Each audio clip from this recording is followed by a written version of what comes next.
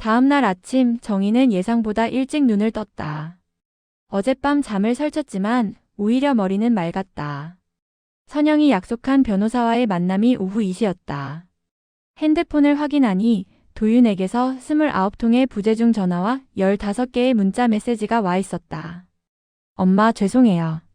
문 좀 열어주세요. 엄마 제가 잘못했어요. 얘기 좀 해요. 엄마 연락 주세요. 걱정돼요. 엄마 제발요. 정희는 문자를 읽고도 답장하지 않았다. 대신 그 문자들을 스크린샷으로 저장했다. 계속 증거를 모아야 해. 아침 식사를 하는 동안 초인종이 울렸다. CCTV 화면을 보니 도윤과 서연이 서 있었다. 엄마 문 좀 열어주세요. 정희는 인터폰 버튼을 눌렀다. 돌아가. 엄마 제발요. 얘기 좀 해요. 우리가 잘못했어요. 이제 변호사랑 얘기할 거야. 너희랑은 할 말 없어. 변호사요? 도윤의 목소리가 떨렸다. 엄마 그게 무슨 말씀이세요? 너희가 엄마한테 한 짓 다 법적으로 처리할 거야. 엄마. 서연의 목소리가 들렸다. 어머니 진정하세요. 우리 가족인데 왜 이렇게까지 하세요? 가족? 정희가 차갑게 웃었다. 가족이 가족을 치매 환자로 만들어? 가족이 가족 재산을 빼앗아? 어머니 그건 오해예요. 오해 아니야. 다 녹음했어. 병원에서 너희가 한 말, 차 안에서 한 말 다 녹음했다고. 현관 너머로 침묵이 흘렀다. 엄마 도윤의 목소리가 작아졌다. 엄마가 우릴 녹음했어요. 응. 그리고 그 녹음 파일 변호사한테 넘길 거야. 엄마. 제발 그러지 마세요. 제가 정말 잘못했어요. 늦었어. 돌아가. 정희는 인터폰을 끊었다. 초인종이 계속 울렸지만 그녀는 무시했다. 10분쯤 지나자 소리가 멎었다. CCTV를 확인하니 두 사람이 떠난 것이 보였다. 정희는 깊은 숨을 내쉬었다. 이제 정말 돌아갈 수 없구나. 오후 2시 정희는 선영과 함께 법률사무소에 앉아 있었다. 변호사 한지우는 40대 초반의 날카로운 인상을 가진 남자였다. 그는 정희의 이야기를 들으며 꼼꼼히 메모했다. 김정희 어르신 제가 정리해 볼게요. 아드님과 며느님이 어르신을 치매 환자로 만들어 후견인을 선정하고 재산을 관리하려 했다. 맞습니까? 네. 그리고 병원 원장과 사전에 교감해서 진단서를 조작하려 했다. 네, 제가 그 통화 내용 녹음했어요. 정희는 핸드폰을 꺼내 녹음 파일들을 들려주었다. 한 변호사는 조용히 들으며 고개를 끄덕였다. 이건 명백한 노인 학대이자 재산 침해 시도입니다. 형사 고소도 가능하고요. 형사 고소요? 정희가 놀라 물었다. 네. 사기, 문서 위조 교사, 노인복지법 위반 등 여러 혐의가 적용됩니다. 정희는 입술을 깨물었다. 형사 고소라니. 자기 아들을 감옥에 보낼 수도 있다는 뜻이었다. 어르신 한 변호사가 부드럽게 말했다. 결정은 어르신이 하시면 됩니다. 하지만 제가 보기에는 최소한 법적 조치를 취해서 어르신의 재산을 보호하고 향후 이런 일이 재발하지 않도록 해야 합니다.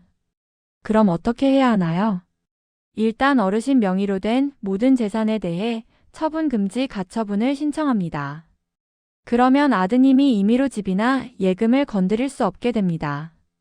그리고요? 성년후 견제도 악용 시도에 대해 관계기관에 신고하고 병원 원장에 대해서도 의료윤리 위반으로 신고합니다. 정희는 손을 떨며 물을 마셨다. 변호사님, 그럼 우리 아들은 어떻게 되는 건가요?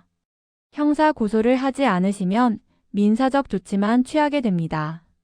하지만 어르신, 솔직히 말씀드리면 아드님의 행위는 범죄입니다. 정희는 눈물이 차올랐다. 변호사님, 저는 그냥 제 삶을 지키고 싶어요. 아들을 감옥에 보내고 싶은 게 아니라 더 이상 당하지 않고 싶은 거예요. 한 변호사가 고개를 끄덕였다. 알겠습니다. 그럼 일단 재산 보호 조치부터 시작하겠습니다. 그리고 아드님에게 경고 내용 증명을 보내서 더 이상 어르신을 괴롭히면 법적 조치를 취하겠다고 명확히 하겠습니다. 그게 효과가 있을까요? 있습니다. 법적 기록이 남기 때문에 향후 재발 시 불리한 증거가 됩니다. 선영이 정희의 손을 잡았다. 정희 씨 잘하고 계세요. 이게 당신을 지키는 길이에요. 법률사무소를 나와 카페에 앉았을 때 정희는 선영에게 물었다. 선영 씨, 제가 너무 냉정한 걸까요? 아니에요. 선영이 단호하게 말했다. 정희 씨는 당연한 걸 하고 계신 거예요. 자기 삶을 지키는 거예요. 근데 그게 제 아들인데. 정희 씨. 선영이 정희를 똑바로 쳐다봤다. 아들이라고 해서 어머니를 이렇게 대해도 되는 건가요? 가족이라는 이름으로 폭력을 정당화할 수는 없어요. 폭력이요? 네, 폭력이에요. 주먹으로 때리지 않았을 뿐이지 정희 씨의 존엄성을 짓밟고 판단 능력을 부정하고 재산을 빼앗으려 한 건 명백한 폭력이에요. 정희는 고개를 끄덕였다. 선영의 말이 맞았다. 선영 씨 고마워요. 선영 씨가 없었으면 저 아직도 모르는 척하고 살았을 거예요. 천만에요. 제가 간호사로 일하면서 너무 많은 노인분들이 가족에게 당하는 걸 봤거든요. 그분들은 끝까지 참다가 결국 모든 걸 잃으셨어요. 정희 씨는 달라요. 싸울 용기를 내셨어요. 핸드폰이 울렸다. 도윤이었다. 정희는 받지 않으려다가 선영의 눈빛을 보고 받았다. 대신 스피커폰을 켰다. 엄마. 왜? 엄마, 제발 변호사 그만 만나세요. 우리 얘기로 풀어요. 얘기로 풀 게 뭐가 있어? 엄마, 제가 정말 잘못했어요. 다시는 안 그럴게요. 도윤아. 정희가 조용히 말했다. 너 진심으로 잘못했다고 생각해? 네, 엄마. 진심이에요. 그럼 왜 잘못했는지 말해봐. 전화 너머로 침묵이 흘렀다. 그게 엄마한테 신뢰를 했으니까요. 신뢰? 정희가 비웃었다. 신뢰가 아니야, 도윤아. 넌 엄마를 사람으로 보지 않았어. 처리해야 할 서류로 봤어. 그게 문제야. 엄마. 그리고 넌 아직도 진짜 잘못을 모르고 있어. 넌 지금 걸렸으니까 사과하는 거지. 진심으로 엄마한테 미안해서 사과하는 게 아니야. 엄마, 그게 아니에요. 됐어. 이제 변호사가 다 처리할 거야. 너는 앞으로 엄마 재산에 손 못 대. 그리고 엄마한테 함부로 하면 법적으로 대응할 거야. 엄마, 제발요. 정희는 전화를 끊었다. 손이 떨렸지만 마음은 한결 가벼웠다. 일주일 후 정희는 지역 사회복지관에서 열리는 노년층 재산 침해 예방 교육에 참석했다. 강의실에는 60대 이상의 어르신들이 가득했다. 사회복지사 최민석이 앞에서 설명하고 있었다. 여러분, 가족이라는 이유로 여러분의 재산과 권리를 함부로 침해하는 건 범죄입니다. 참지 마시고 꼭 신고하세요.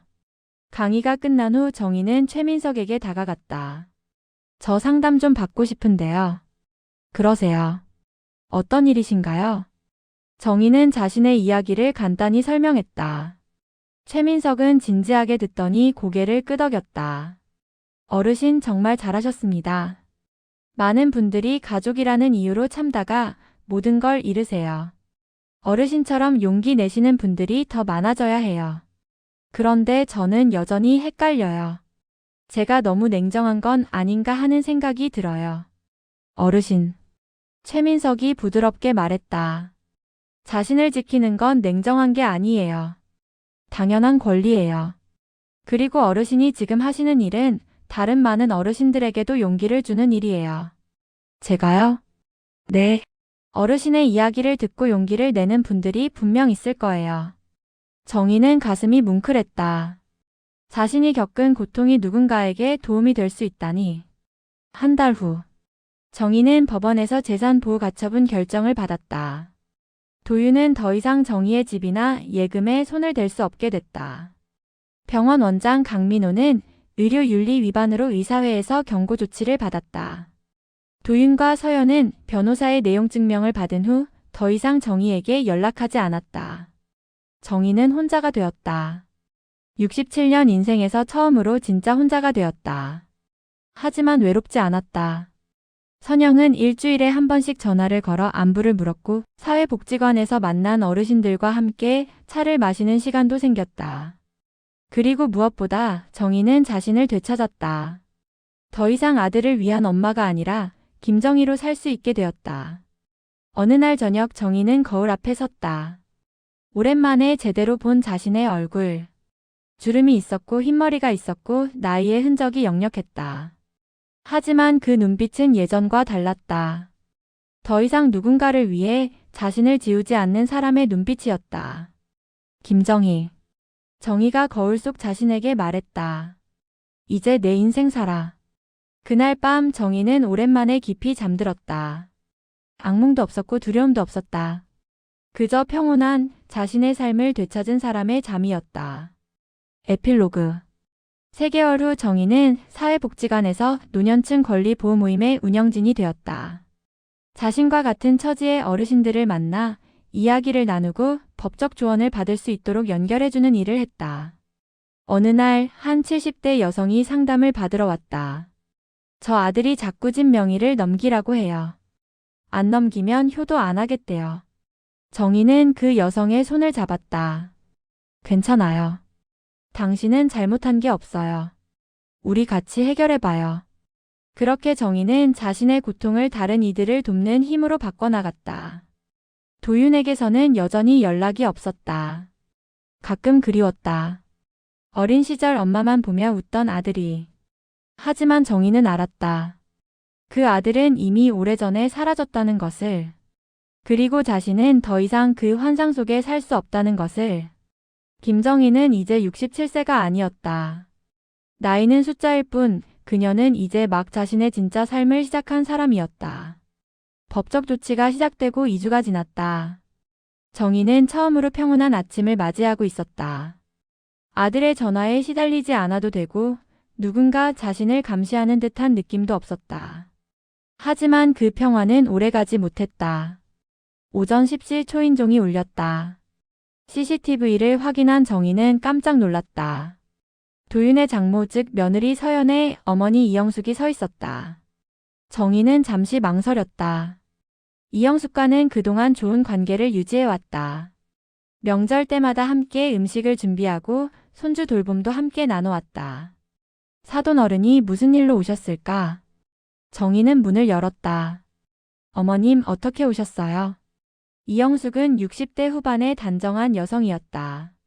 평소 온화한 인상이었지만 오늘은 표정이 굳어 있었다. 정희 씨, 우리 좀 얘기해야 할 것 같아서요. 들어오세요. 거실에 마주 앉자 이영숙이 먼저 입을 열었다. 정희 씨, 도윤이한테 들었어요.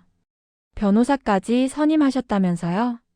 정희는 차를 따르며 조용히 대답했다. 네, 그렇게 됐어요. 정희 씨. 이영숙의 목소리가 낮아졌다. 우리 가족인데 왜 이렇게까지 하세요? 법까지 동원해서? 사돈 어른, 제가 당한 일을 아세요? 알죠. 도윤이가 좀 경솔했던 거 알아요. 하지만 그게 변호사까지 부를 일인가요? 정희는 찻잔을 내려놓았다. 사돈 어른, 경솔한 게 아니에요. 도윤이는 저를 치매 환자로 만들어서 재산을 빼앗으려고 했어요. 그건 오해예요. 이영숙의 목소리가 높아졌다. 도윤이는 정말 어머님 건강이 걱정돼서 그랬대요. 요즘 정희 씨가 많이 깜빡하신다면서요? 저 멀쩡해요. 멀쩡한 사람이 왜 아들을 법으로 고소해요? 이영숙이 나를 세웠다. 정희 씨, 아들이 얼마나 고생하는지 아세요? 지금 회사에서도 소문나서 승진 물 건너갔어요. 정희는 가슴이 철렁했다. 그게 제 잘못인가요? 당연하죠. 어머니가 아들을 고소했다는 소문이 퍼졌어요. 사람들이 뭐라고 하는지 아세요? 효도도 모르는 집안이라고 해요. 사돈 어른. 정희의 목소리가 떨렸다. 제가 피해자예요. 왜 제가 비난받아야 하죠? 피해자. 이영숙이 비웃었다. 정희 씨가 뭘 잃었는데요? 집도 그대로 있고 돈도 그대로 있잖아요. 근데 우리 사위는 직장에서 쫓겨날 판이에요. 정희는 입이 떡 벌어졌다. 그건 도윤이가 저지른 일의 대가예요. 대가라니? 이영숙이 책상을 탁 쳤다. 정희 씨 정신 차리세요. 도윤이는 정희 씨 아들이에요. 피부치예요. 그런 아들을 이렇게 몰아붙이면 어떡해요. 저를 치매 환자로 만들려 한 게 먼저잖아요. 그건 도윤이가 잘못 생각한 거고. 이영숙이 손을 휘저었다. 사람이 실수할 수 있죠. 근데 그 실수를 이렇게까지 확대해서 아들 인생 망치는 게 부모가 할 짓이에요. 정희는 숨이 막혔다. 저는 그냥 저를 지키려고 한 건데 지키는 거랑 아들 인생 망치는 건 다르죠. 이영숙이 정희의 손을 잡았다. 정희 씨 제발요. 고소 취하해 주세요. 도윤이 이러다 정말 큰일 나요. 사돈어른 저도 사람이에요. 존중받을 권리가 있어요. 존중? 이영숙이 손을 놓으며 한숨을 쉬었다. 정희 씨 자식 키워봤으면 알잖아요. 부모는 희생하는 거예요. 그게 부모의 사랑이고. 희생이요? 정희의 목소리가 커졌다. 제가 67년 동안 뭘 했는데요? 전부 다 도윤이 위해서 살았어요. 그런데 그 도윤이가 저를 뭘로 봤는데요? 그러니까 이번 한 번만 봐주세요. 도윤이도 반성했어요. 반성했으면 왜 진심으로 사과하러 오지 않죠? 왜 장모님을 보내서 저한테 압력을 넣어요? 이영숙의 표정이 굳었다. 압력이요? 지금 제가 압력을 넣는다고 생각하세요? 아니면 뭐예요? 저는 가족을 위해서 온 거예요. 이영숙이 목소리를 높였다. 우리 다 한 가족인데 왜 이렇게 갈라지게 만들어요? 제가 갈라지게 만든 게 아니에요. 도윤이가 먼저 저를 버렸어요. 버렸다는 게 무슨 말이에요? 도윤이는 지금도 어머님 생각하고 있어요. 그래요? 정희가 냉소를 지었다. 그러면서 왜 2주 동안 한 번도 직접 안 왔어요? 왜 사돈어른을 보냈어요? 이영숙은 대답하지 못했다. 침묵이 흘렀다. 정희가 먼저 입을 열었다. 사돈어른 돌아가세요. 저는 제 결정을 바꾸지 않을 거예요. 정희 씨. 이영숙이 벌떡 일어났다. 나중에 후회하지 마세요. 아들 잃으면 정희 씨는 완전히 혼자예요. 늙어서 혼자 사는 게 얼마나 비참한지 아세요? 알아요. 정희가 조용히 말했다. 근데 존엄성 잃고 사는 것보다는 나아요. 존엄성? 이영숙이 비웃었다. 늙으면 존엄성도 없어요. 자식한테 의지해야죠. 그게 현실이에요. 저는 그런 현실 인정 안 해요. 이영숙은 더 이상 할 말이 없다는 듯 가방을 집어들었다. 좋아요. 정희 씨 뜻대로 하세요.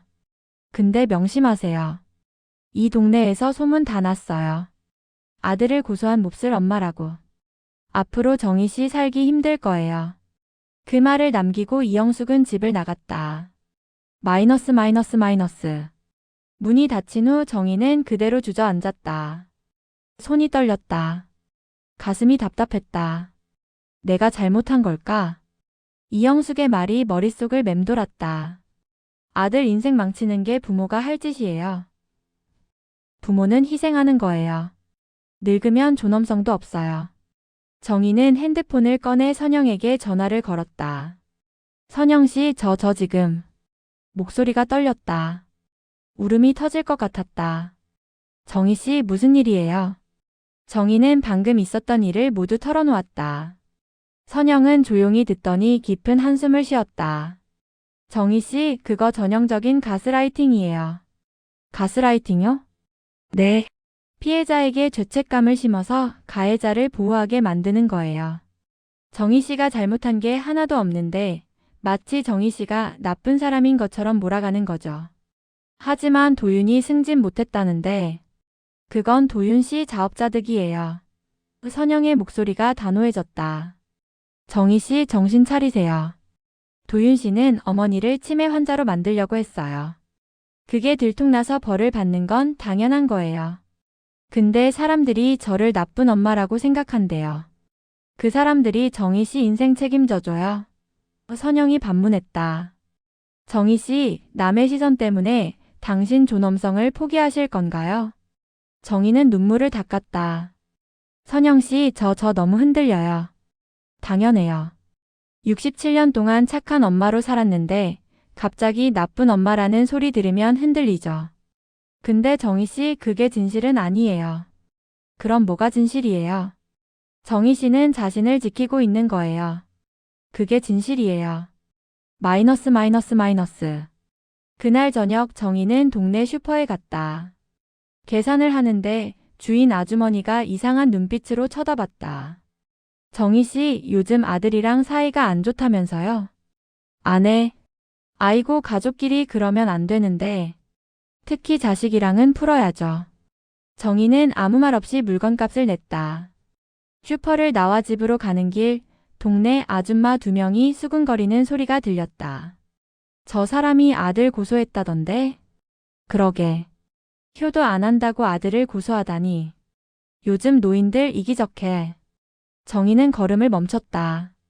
돌아서서 말하고 싶었다. 제가 뭘 잘못했는데요? 제가 피해자예요. 하지만 입이 떨어지지 않았다. 그냥 고개를 숙이고 집으로 들어갔다. 현관문을 닫는 순간 눈물이 쏟아졌다. 내가 잘못한 건가? 내가 너무 이기적인 건가? 핸드폰을 보니 모르는 번호에서 문자가 와 있었다. 아들도 용서 못하는 엄마가 무슨 엄마냐. 너 같은 년은 혼자 늙어 죽어라. 정희는 손이 떨렸다. 누가 보낸 건지 알 수 없었다. 하지만 메시지는 분명했다. 너는 나쁜 엄마다. 그날 밤 정희는 변호사 한지훈에게 전화를 걸었다. 변호사님, 저 고소 취하하고 싶어요. 어르신, 무슨 일 있으셨어요? 정희는 오늘 있었던 일들을 설명했다. 장모의 방문, 동네 소문, 익명의 문자. 한 변호사는 한참을 침묵하다 말했다. 어르신, 이게 바로 그들의 전략입니다. 전략이요? 네. 법적으로 이길 수 없으니까 사회적 압박을 가하는 거예요. 어르신을 고립시키고 죄책감을 심고 결국 포기하게 만드는 거죠. 근데 저는 진짜 견디기 힘들어요. 알아요. 힘드시죠? 근데 어르신, 여기서 포기하시면 아드님은 뭘 배울까요? 정희는 대답하지 못했다. 아드님은 엄마는 결국 내 말을 들어라고 배우게 돼요. 그리고 몇 년 후 또 똑같은 일을 시도할 거예요. 그럼 저는 어떻게 해야 하죠? 버티셔야 해요. 지금이 가장 힘든 때예요. 하지만 이 시기를 넘기면 모든 게 정리됩니다. 전화를 끊고 정희는 창밖을 바라보았다. 어두운 밤이었다. 가로등만이 외롭게 빛나고 있었다. 나는 혼자다. 하지만 동시에 정희는 깨달았다. 혼자여도 괜찮다. 존엄성을 지키고 혼자 사는 게 존엄성 잃고 가족과 함께 사는 것보다 낫다. 정희는 침대에 누워 눈을 감았다. 내일도 힘든 하루겠지만 그녀는 버티기로 했다. 왜냐하면 이제 그녀는 알았으니까. 가족이라는 이름의 압박에 굴복하는 순간 자신을 완전히 잃게 된다는 것을. 그날 밤 김정희는 또다시 악몽을 꾸었다. 하지만 이번에는 꿈속에서도 도망가지 않았다. 당당히 맞섰다. 그리고 깨어났을 때 그녀는 조금 더 강해져 있었다.